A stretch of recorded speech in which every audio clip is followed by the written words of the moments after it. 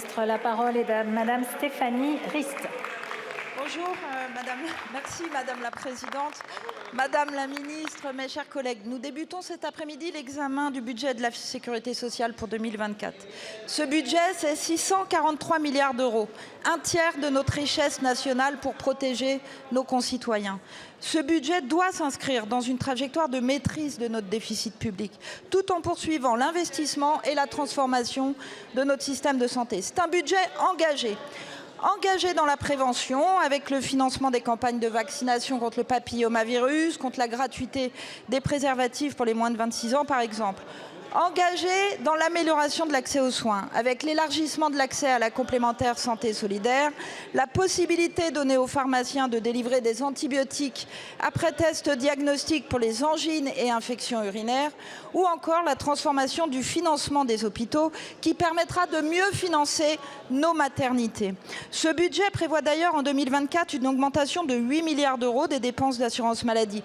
C'est 54 milliards d'euros comparé à il y a 5 ans. C'était 10 milliards sous le dernier gouvernement de gauche, 20 milliards sous le dernier de droite. On est donc bien loin de l'austérité proclamée par nos oppositions. En commission, de nombreux amendements ont été adoptés. Nous avons porté avec la majorité des amendements qui renforcent la prévention avec le dépistage systématique du cytomégalovirus pour les femmes enceintes, qui améliore la prise en charge des patients avec la transformation du financement de la dialyse et de la radiothérapie, mais aussi beaucoup d'autres, dont des mesures d'accompagnement pour les proches aidants. Aussi, Madame la Ministre, j'aimerais avoir votre avis et vos intentions sur ces sujets. Je vous remercie.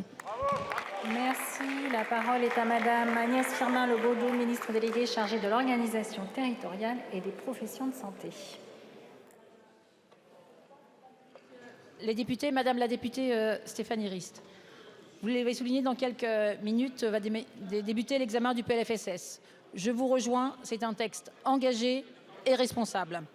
Je vous remercie aussi d'avoir souligné la réalité des chiffres et du budget de la sécurité sociale.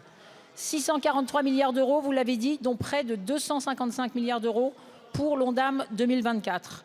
Et vous l'avez répété, depuis 2017, c'est bien 54 milliards d'euros supplémentaires qui ont été consacrés à la santé, contre 10 milliards sur le mandat précédent. C'est inédit et cela traduit l'engagement sans faille du gouvernement pour investir dans notre système de santé.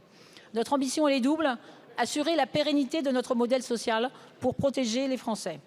Poursuivre la transformation nécessaire de notre système de santé pour mieux répondre aux défis qui sont devant nous et s'engager et prendre ce vrai virage pour la prévention. Le gouvernement partage pleinement les propositions que vous portez. C'était l'esprit des comptes de Ségur et de la co-construction que nous entendons porter. En particulier sur les deux pistes que vous avez évoquées, sur le dépistage du cytomégalovirus, vous pouvez compter sur notre soutien et sur le déploiement de ce dépistage avec un avis de la HAS. Nous partageons pleinement cette ambition qui s'inscrit dans le virage préventif et que nous souhaitons porter.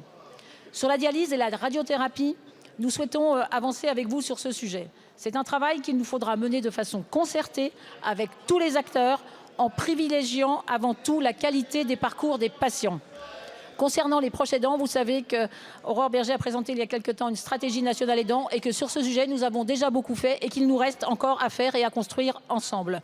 Vous le voyez, Madame la rapporteure générale, le gouvernement est pleinement ouvert au débat parlementaire sur ce texte essentiel pour notre pays. Merci, Madame la Ministre.